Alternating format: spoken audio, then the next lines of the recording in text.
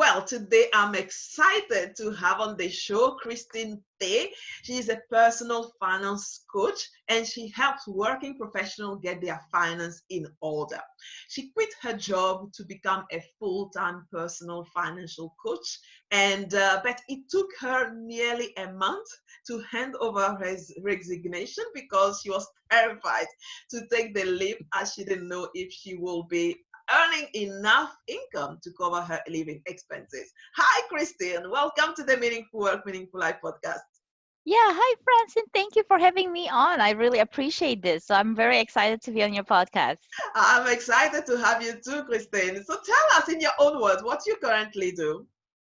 Yeah, so I'm a personal finance money coach. So what I do is I help transform people's relationship with money. Because end of the day, it's how well and healthy your relationship is with money that will give you long lasting happiness. It's the same thing with food, right? If you have a good relationship with food, then chances are you are eating healthily. So same concept with money. I love that. I love that analogy with healthy food and healthy money, Mm-hmm. and it goes so well together. So tell me, what's your purpose in life if you have figured it out already? Oh my God. I love that I'm doing this. Like I feel so fortunate to be doing what I love. I love being my own boss, first of all.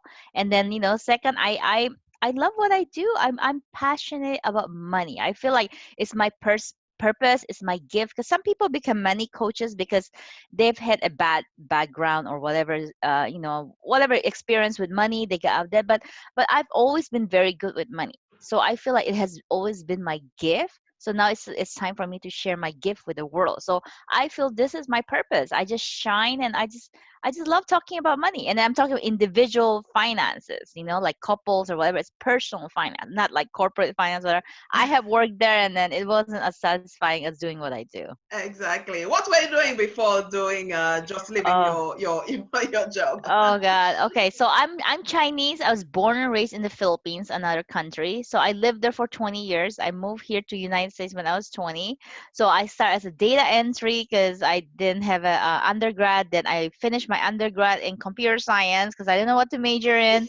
Then I was in data analytics for at least 10 years. Then I'm like, like you're just going with you're just working so you can live a life outside of work. So 9 to 5, after 5 o'clock, then you're doing what you're doing. Like I was literally like not home because I was single. I was doing whatever I want. Like I was trying all kinds of hobbies. So I was never home.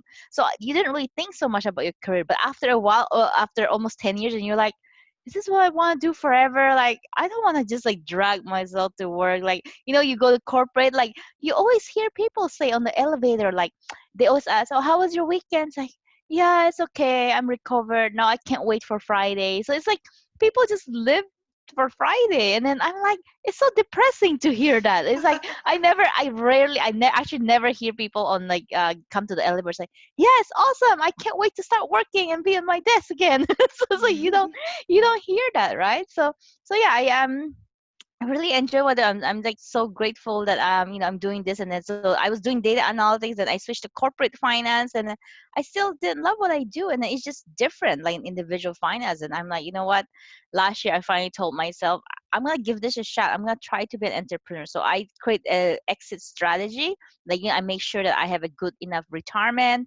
like it's not gonna affect my retirement so much, so I'm still okay even if I'm not profitable. So worst case scenario, like, what if I'm not profitable, whatever. So I'll give it my all for a year. I have enough savings and stuff like that. But luckily, I have been profitable since month one. So I have been Yeah, very, very lucky, and I just yeah. don't see myself going back to corporate. And I'm also a very spiritual person. I believe in the law of attraction, the law of abundance. So it's like you attract, what you as long as you focus on like giving service, and then you have this abundant mentality, then clients just come to you. I'm not so worried. Like clients come to me, and I'm always been profitable. I'm not so worried about that. Like I just focus on giving value on like LinkedIn, social media, Instagram, and then clients just usually just come to me. That's Yeah. awesome. We're going to come back to it, Yeah. to this.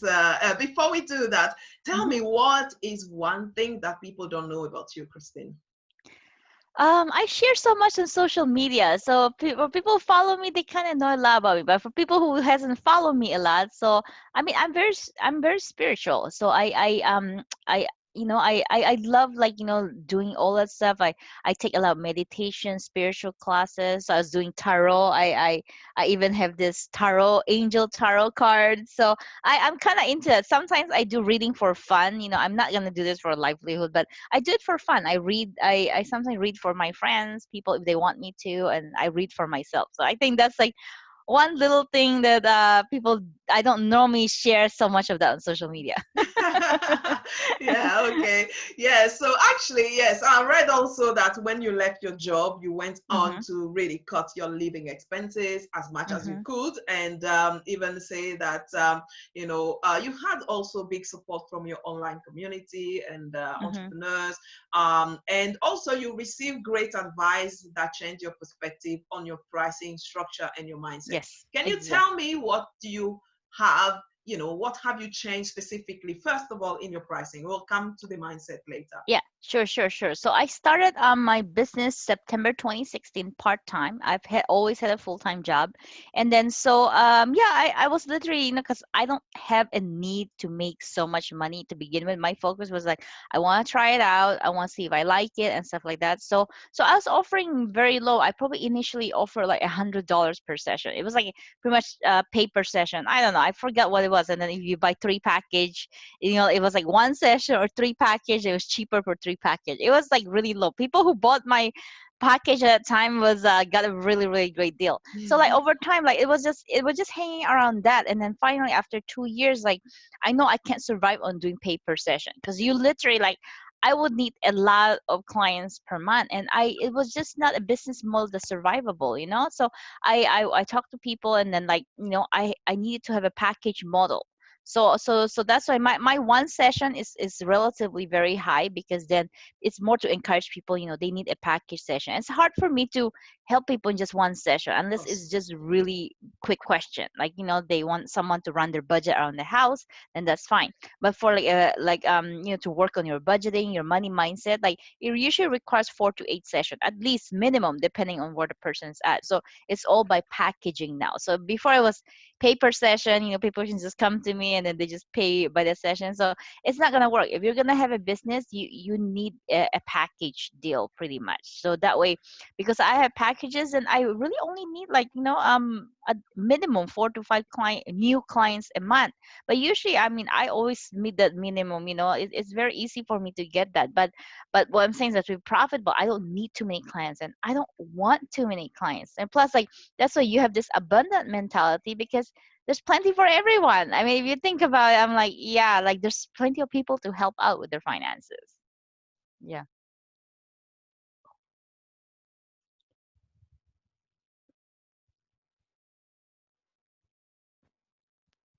What is your strategy? What is your strategy then to have to get your client that you have each month? Do you have? Can you share some of your strategies? Yeah. So initially, when I was working full time, most of my clients come from Yelp. So in my country, my area, Yelp is very popular. Like, it's a website for reviews. People post their reviews, mainly like around, like, restaurants, whatever. But any services business, if you're on there, people will find you. Especially in my area, people will find you. So Yelp was a big thing. Then when I quit my job, I knew I have to be on social media.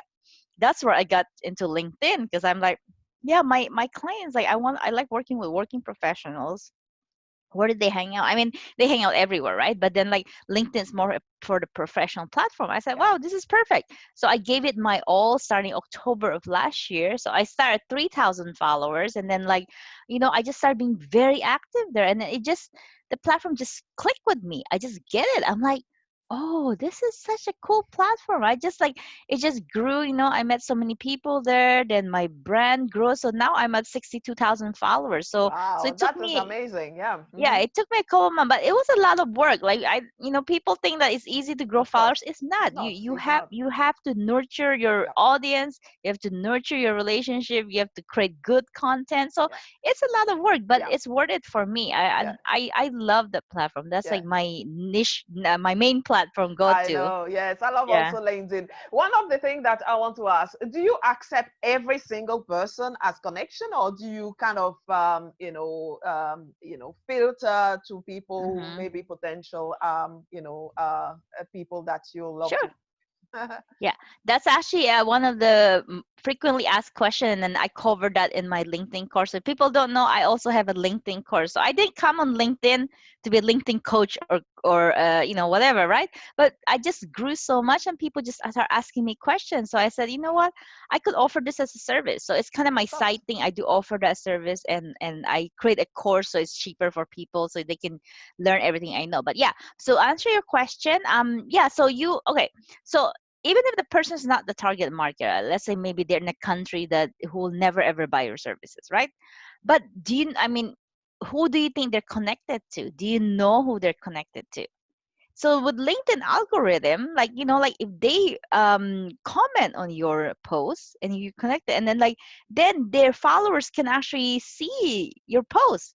So who knows, their connections or followers might be some of your target audience. So I never dismiss anyone. I think each connection, each followers are valuable to me. The only time, Mhm. like, I accept everyone, and the only time I disconnect or block them when they start sending me weird messages. Like, it's some people like are confused that if LinkedIn is a match.com or a dating site.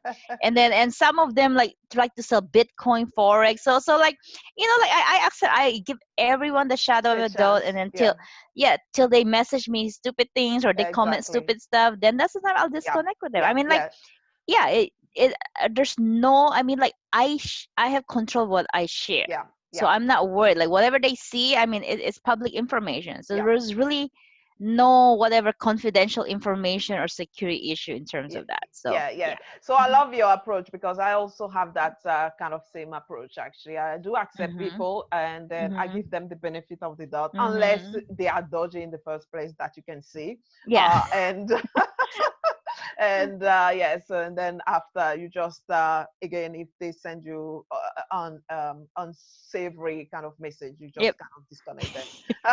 Hi, beautiful. Oh, you have such a most beautiful picture. Are you single? Where are you from? And then I'm like, oh. And sometimes, like, when I'm in the mood, like, I just make fun of them. Like, like, sometimes they message, oh, where are you from? And then I said, well, in a universe where people read their profile. Like, it's literally like my location is in my profile. If anyone doesn't know where San Francisco Bay Area is, and I don't know what universe you're from. Exactly, exactly. Tell me, Christine, you say that actually you didn't have like money problem, because I've interviewed quite a few other people, and then most people come from, Hmm. except for one other person actually who didn't have Hmm. this kind of money issues. But people come with, in life with lots of issues and baggage with money. Where Hmm. does that come from? Is this something that in your Hmm. family did you use with your parents to talk about Hmm. money? Where do you think that your belief around Hmm. money come from? Yeah, so well, I have other traumas in life, just not about money. But with money, I feel I was pretty lucky, and also my upbringing. So yeah, I was raised in an Asian family where frugality is very encouraged. And then my aunt is very good with money. She came here to the United States by herself. She's a single person. She doesn't make much money, but she was able to buy a home and then Mm, retire well. So it really has nothing to do with what how you much get? money you Yeah. make. It's like, Mm, how well do you manage your money? So yeah, and my mom was very good. Actually, my dad was a spender. So actually, my dad did influence me to be better with my money, because I saw my dad. He had a business. He went bankrupt. He was not good with his health. He passed away when he was only in his 40s. So a lot of the things, like, I like what happened to him taught me about mm, what I don't want to become, and mm, then what I don't want my partner to be too. So I mean, yeah, there was a lot of my stuff from my upbringing. Also, like, yeah, I just had, like, my aunt teach me well. She had me started on my retirement plan when I was only 20 years old, and Roth IRA in the United States. Roth IRA is a good thing. And then my mom was always saving for us already. So if it wasn't for my mom, we would not have any savings, because my dad was not good with his money. So my mom kind of, like, if there's any little money comes in, she will actually save for us. So I mm, really appreciate my mom on that. And I don't know, like, I don't know, like, I think in our family there was nobody really who's a spender. It's just my dad. Most people were actually pretty good. I think it's also the Asian culture. Mostly, I'm not saying anyone, but generally, like in our culture, we're very frugal. We value money, and then we're not about spending. There's in Philippines, there's no credit card as well. Uh-huh. So you only like when I left in 2000, it was still very cash based. Even now, like even in Asia, like Japan, like Taiwan, like most Asian countries is still very cash focused. They Mm. don't like using credit cards. Mm-hmm. So when you're cash, you only spend what you have, You right? got, yes, of course. Credit card, like in this country, United States, like it's so easy. You have a whatever $2,000 credit limit. Oh yeah, sure, sure. And then what's the minimum payment to pay? $25. It's okay, just pay $25. Of course, they want to encourage you to pay minimum, Of right? course, Then yes, to then get you'll off never pay the, off your yeah. debt. Yeah, Mm. so it's just the way the country is set up. It's like Mm. if they give you credit card easily, then they're gonna think, oh, I can just spend even money that I never made yet. So Mm-hmm. they just make it so easy, and then like, and it's very sad because like you're just never taught that in school. And then most of my clients, they came from an upbringing where their parents are also not very good with money. If you're Mm-hmm. not taught at home, not taught in schools, Yeah. where are you gonna learn? I mean, seriously, where are you gonna learn? So that's why I feel sad. I really hope that it will change. That there will be financial literacy in school. I think like it should get started even like middle school. Like just start with like pluses and minuses. Okay, if you're given allowance, what should you do? Just start getting that concept. But it feels like they're at their own mercy, or like if they don't have parents, then they're gonna have to learn that on their own, and it's just Yeah. very sad. Yeah. Yeah, yeah, yeah. It's sad because, as you say, if you don't learn it with your parent and you don't learn it at school, where else are you going to learn it? So you're just Yeah. going to go through this whole credit debt, a craziness, just looking at your friend and their spending habits and get inside yourself Yeah. and, yes, finding yourself with massive debt that you can get out of. Yep. Yep. Yep. Yeah, so that's really interesting, of course. Tell me, Christine, what would you say is one of the toughest moments that you may have encountered, perhaps during this entrepreneurial life? It looked like everything is like plain sailing. You haven't got much, challenge. But can you think of a moment in your life where you went to the rock bottom, then you finally find your way and say, this can't not go on anymore, and I have to change the course of my life? Are you asking in terms of money or just in terms of life in general? In terms of life, if you don't have Okay. any money aspect Yeah. to it. So yeah, Hmm. so I only had one biggest money mistake, and I actually wrote an article there. But other than that, no, I've been very happy with how my finances have gone so far. Hmm. So my biggest mistake was actually when the housing market crashed in 2008, whatever.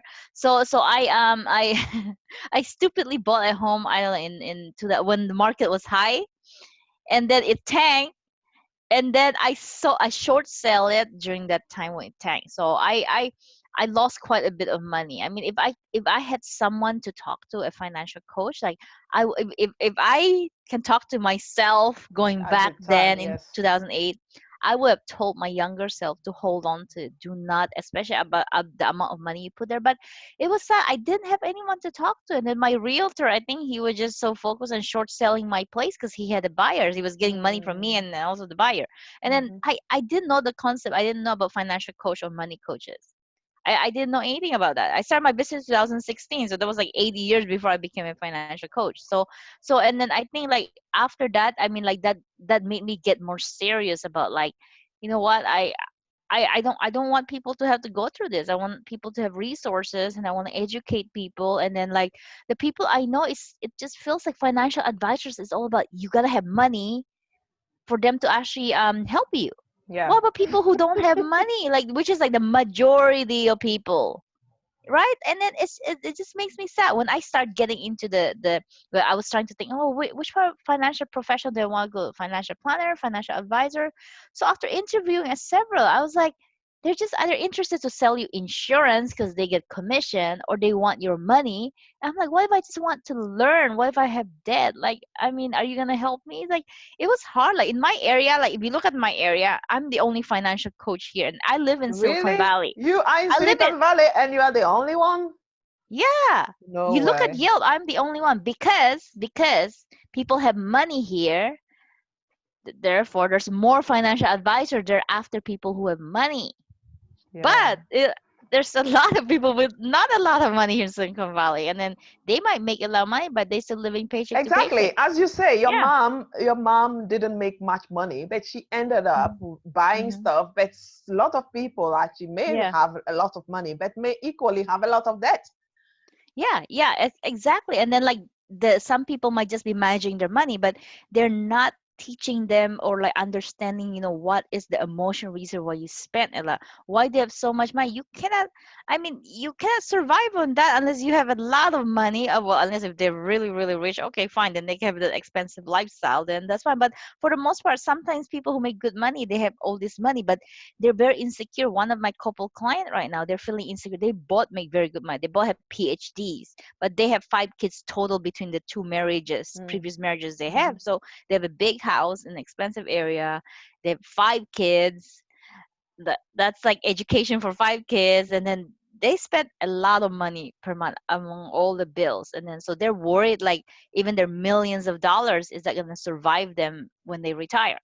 So mm, then we're trying to figure out like why are you guys spending so much money, because like they're not happy. There's a difference when you're spending intentionally and you're mm, happy with what you're spending versus when you're spending and end of the month you're like, oh crap, then you're like feeling stressed, and it's like that's not a way to live a fulfilling life. Then mm, you're not using money intentionally in a good way. There's no good energy flowing through that. mm, So we're mm, we're currently working on that one. So mm, that's just one perfect example of a current mm, client. mm, I've had a mm, lot of mm. previous client, but yeah, they're still and I'm very happy that they reach out to me. But it Mm. goes both ways. There's very rich people, Yeah. and there's people who doesn't have money, but they pretty much have the same problem. They Yeah, don't have a yeah. good Is relationship with about, yes, yes, having good exactly. relationship and managing a relationship. What Yep. would you say to your current self? Because in back in 2008, you bought that house at a high market and which crashed.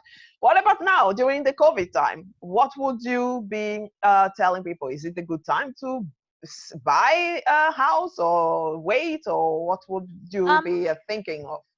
Actually, so I'm not a I'm not an expert in the real estate market, but I've talked to some people. Well, not no, not the realtor. Realtor will always want you to buy, but, but I talked to like a property manager. He owns houses all over the United States. So he was saying that because right now there's still a government assistance. There's still stuff where in like you can't force people to get out of your Yeah. home, right? So I think that's still September in some cities. So you might start to see market crashes like maybe after COVID. Like Mm, so I if you can wait, it might be better for you to wait it out. Like even mm, like January timeframe when like mm. government assistance go down, just see how it goes after COVID Mhm, stabilizes. mm, Because mm, then I don't think the market's gonna go up right now. Okay, mm. so there's no rush in buying because it's not going up. The only way it can go right now is going down first before it's gonna go up, or Yeah, slightly down, or like the same. So yeah. so don't be in a rush because the economy is not gonna go up at the moment. It's a worldwide economic problem. Yeah, yeah, yeah, definitely. Yeah. We all feel that, yes. So Yeah. now tell me, let's go back to your spiritual belief that you said earlier. You talked about the law of attraction, and Hmm. other people also mentioned that. So can you explain, in your case, how you use that and how you manifest things with your law, the law of attraction? Yeah. So okay, so it took me a while actually to grasp what law of attraction means, because like they always say like I am rich, and then I'm like, what? I am not rich yet. Why should I say I'm rich? But okay, so here's the thing. So law of attraction is not a magnet. You know how magnet is opposites attract. Law of attraction is like versus like. It's the same vibration will attract the same vibration. So for me, right, like before, like when I say I am rich, like how does that make you feel? So pay attention how that makes you feel. If you don't feel like like you're feeling like this, like you don't really believe it, then that affirmation is not gonna work. But for me, when I say I am rich, it makes me feel like relaxed. Like I actually believe it. I'm like, wow, I am rich. Like I love it. I love the affirmation because like I love the affirmation. I believe in it. So I create this vibration. I'm gonna attract more of the abundance. And I love being rich. I love money. And then that's why I always post on my on LinkedIn or social media, like, you have to have create this affirmation. And then and some people like you will never be rich if you say I am rich and then you think rich people are evil. But Mhm. that's not true. Not all rich people are evil. So you have to pay attention to what you're thinking. Like when I say I love money, some people even quote me the Bible, like money is the root of all evil. And then I'm But like, that's not true either. Yeah. I said, no, money is just Mhm. a tool. It's a Mm. tool that brings It's out the more of love you. of Like, money that is the rule of evil. We know yeah, that. yeah, and Yeah. also Hmm. like, and then it's just a tool, Hmm. really, like, and then if the person using the tool wisely, then of Hmm. course, then money is gonna serve you. And if you're greedy, of course, then more money is gonna make you greedy, right? So Mm. it just brings out more of who you are as a Mm, person. mm, mm. And Yeah. how do you help, let's say, some of the clients who may, you may be suggesting to use the law of attraction, but who don't believe? How would that work Hmm. those, or how could you be able to help those Hmm. people who are not, Hmm. fully into this law of attraction thing? uh you know what? I never even bring up or say law of attraction.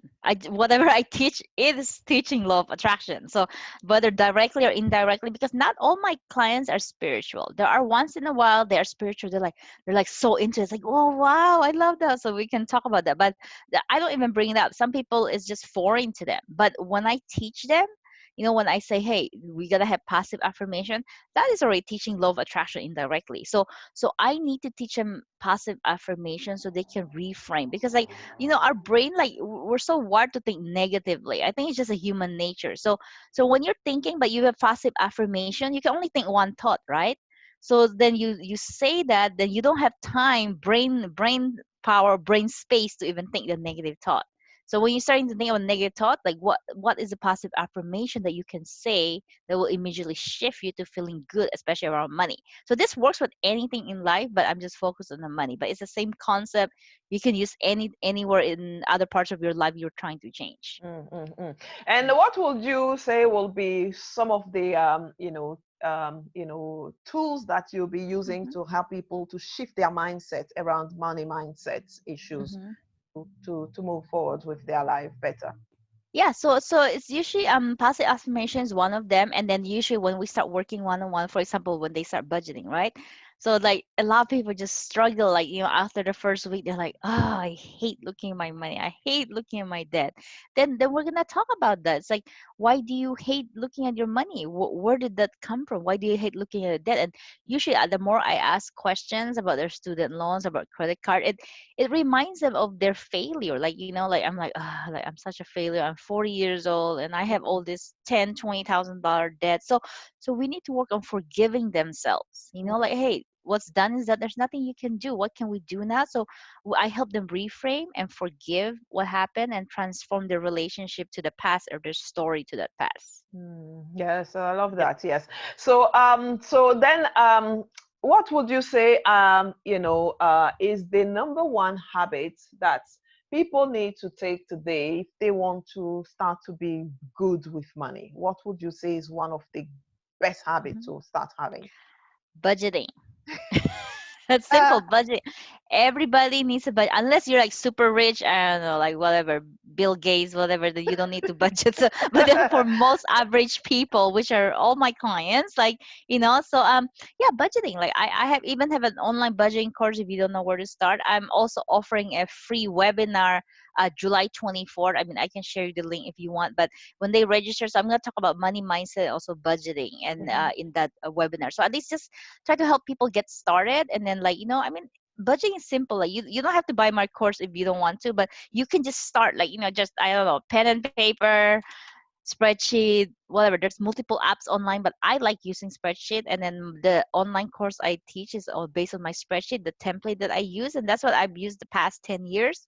Or you can even use Google Sheet. I mean, that's free if you don't have Excel. So whatever works for you, I mean, and your how you think, then use that tool. But it's very important, everything that goes in and out. And then I just posted something today about budgeting means you are the boss of money. You give each dollar a job, so that money is your employee. Don't be like, after end of the month, you're like, oh, I don't know where my money goes. Oh my God, I don't know what my employees were doing. Like, oh crap. So you're not being a good boss to your money.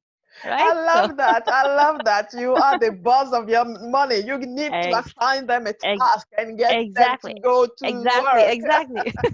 You pay that bill, you pay that gas, you pay Totally. that. Okay, then don't do anything else. Okay. Yeah, that's how it should be. I love that. I Exactly, love that. You exactly. are the boss of Yeah, your money, and people need to hear exactly. that. Yes, yes. Great, Hmm. awesome stuff.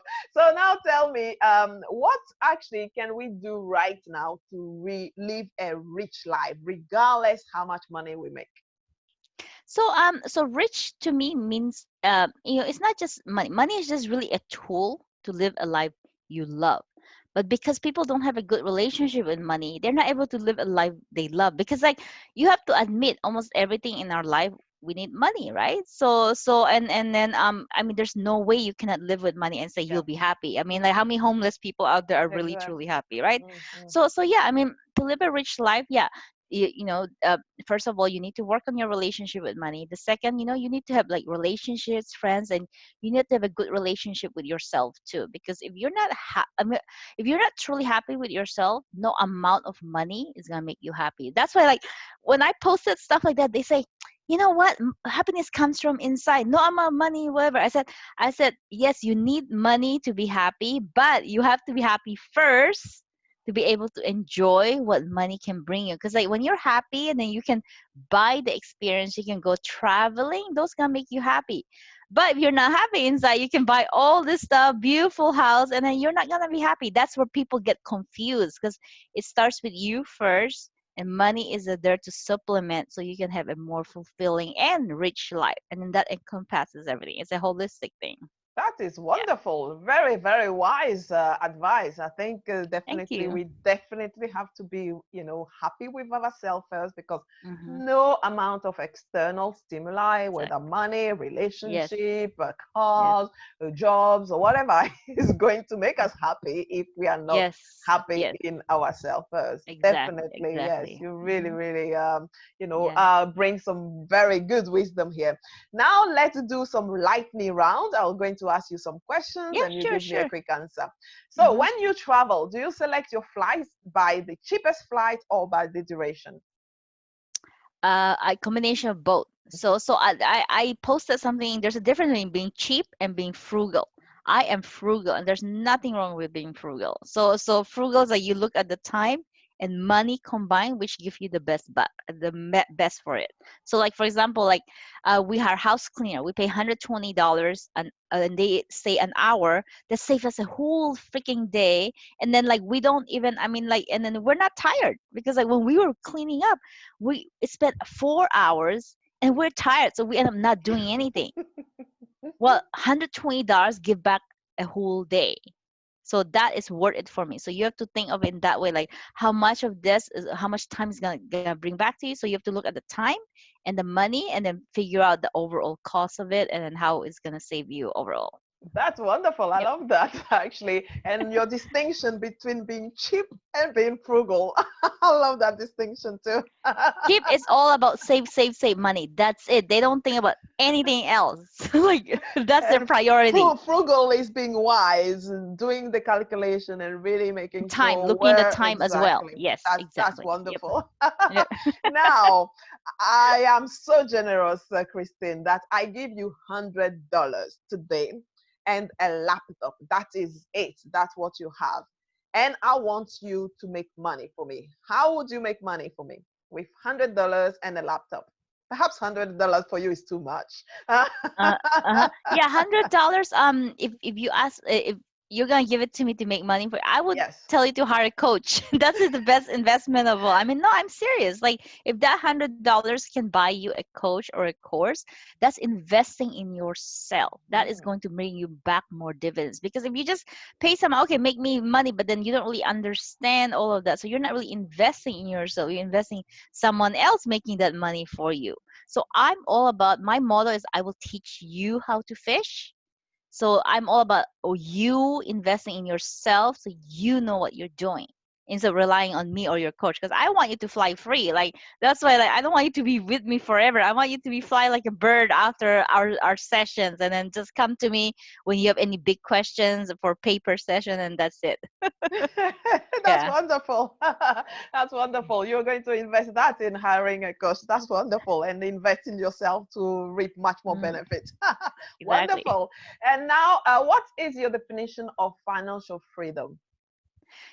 Yeah, so I feel I'm pretty financially free. So I mean, people have different opinion. They're like, oh yeah, financial independence, financial free is like I don't have to work, and then like there's passive income. I mean, for me, no. My definition is like financial free. I'm doing what I love, and then like, I'm not like I'm not always stressing out of money, so I'm profitable, and then I'm living my a life I want. I'm living the schedule I want. I'm my own boss. I don't have to ask anyone for permission. I really hated it. I'm like a corporate rebel. I'm like a corporate rebel. I'm like, there's this compliance rules policies. I'm like, really, what's all this? Like, no, I want to call my own shots. Like so to me, like all of this I tell you, like that is my happiness. Free. I'm financially free. Like I'm working because I love to work.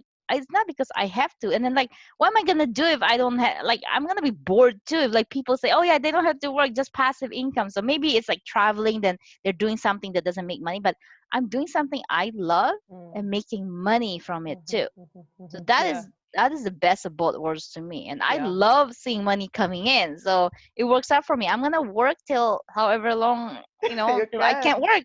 Till, yeah, Yeah. till like I'm like in my deathbed or something. That's wonderful. And then what Yeah. would you say is your definition of meaningful work and meaningful life? So I'm doing my meaningful work. And meaningful work is like whenever after I finish a session, you just feel a high. Like I am always drained when I after my session. And then why is that? Because I give it my all. I give more than 100%. That's why I can only do like at least Mm, maximum like 3 1 hour sessions a day. Because like I get very drained. I mean, I have a lot of short calls like complimentary, people prospects call. I can have that. It's very short, but the sessions it's really draining to me, mm, but it's a mhm, good draining. And mm, after that, like I have to nurture myself so I can give to my client again the next day. So that to me is a fulfilling life. That's wonderful, wonderful, Mhm. Christine. Do you have any last piece of guidance that you'd like to pass on to our listeners to do more meaningful work and live a more meaningful life? Yes, so yes, know yourself. That's very important. That's really, really know yourself. Find yourself. Like when people told me before, find yourself, I'm like, what do you mean find myself? I'm here. So but find yourself. Find yourself means yeah, I like people keep telling me. I was like, what are you guys talking? Nobody explained it to me, so I'm gonna explain to you guys. So finding yourself means knowing, like, pay attention to what you like, what makes you happy. So how do you do that? You pay attention to your emotion. Like when you do something, like, does it like make you happy? Does it inspire you? Like always do that. Then your heart tells you where to go. Like, finding yourself is like you're living a fulfilling life, a happy life. Like I really believe, everyone should be happy 90% of the time, every single day. 10% because we're human, we're gonna have low emotion. I mean, that's normal, right? But 90%, I think it's important. 90% you have to be happy. And how do you do that? You follow where your good feelings take you, and that means pay attention. Like me, I love hugging my dog and stuff like that, so I spend time, like, I love taking them to dog parks. So I always pay attention. I always do more what I enjoy, and then do less of what you don't enjoy. It's really as simple as that. But too many people have all this programming telling them, oh yeah, I gotta work at corporate, I gotta like blah blah blah blah, like move up the ladder, because it's a programming. But really, is Mm, that what your heart yeah, and your instinct is desire. telling you? Mm. So I think always listen to your gut, your heart, and then you will always live a happy life. And then Mm, ever since I listened to that, like I've always lived a happy life. I mean, yes, I mm. have my 10%. I'm feeling low and stressed, but that's just no. But 90%, I'm very happy with my life. ninety Yeah, percent of the that's time. pretty much Yeah. good. If you can live Yep. 90% your happy life, that is Yes. more Yep. than the top 1% actually in Yeah, this I mean world. that's just sad. That what Mm, does that tell you? Most mm, people don't know how to find themselves, don't know how to mm, find what they want to do, or they don't follow their heart, or they just mm. so programmed Programs, yeah. that they this all this junk in their head, their ego, that it's very hard for them to connect to their heart. Yeah. So Yeah. it's very, very normal. And then like Mhm. I really want everyone to be happy. And then like part of what I do some sort of life coaching too, because like when you're talking money, it's around life, so Yes. it's unavoidable. Yeah. I talk about life with them too. Yeah, yeah, cool. Yep. Do you have some resources that you like to share, Mhm. to live our best life now? What resource has Uh, helped you, perhaps? Yeah, yeah, sure, sure. Go on my website, TEH Financial Coaching. There's a tab called Free Resources. So I have all my podcast interviews and live stream, because then I try to have as value on my podcast. I try to have valuable content there. It's got to revolve around money, social media, and life. So that's why my podcast is called Life and Money with Christine. So those are my three main topics. Although it's gonna diverge with other stuff that I find interesting, but hopefully that will give you value, because I interview people on tax. Like the other day I interviewed a TikTok influencer. She has almost 2 million followers. So stuff I like know that. So her, it's gonna, yes. yeah, it's gonna be around those topics. Yeah, Mhm. that's wonderful. Now, tell how our listeners can get in touch with you if they want to know more about you and when you hang out. Yeah, so I hang out a lot on LinkedIn, of course. So yeah, find me by my full name, Christine Tay, TEH. So don't find me by my company page, because I rarely post on the company page. But my website is Tay, my last name TEH financialcoaching.com, and you can find me on Instagram too, Tay Financial Coaching. I'm also on YouTube and on Facebook. So anywhere, but my main go-to is LinkedIn. If you want, then just connect with me on LinkedIn. I accept everyone. That is fantastic, Christine. I really had fun interviewing you and having this conversation. And thank you very much for all your wisdom and these gems that you shared with Yeah. our listeners. Thank you. I also had fun. Now you really woke me up. So I'm awake now and ready to start Yeah, my day. good. Thank Thank you you. very much, Christine. All right. Thank you, Francine. Thank you, Bye. everyone. Yeah. Bye.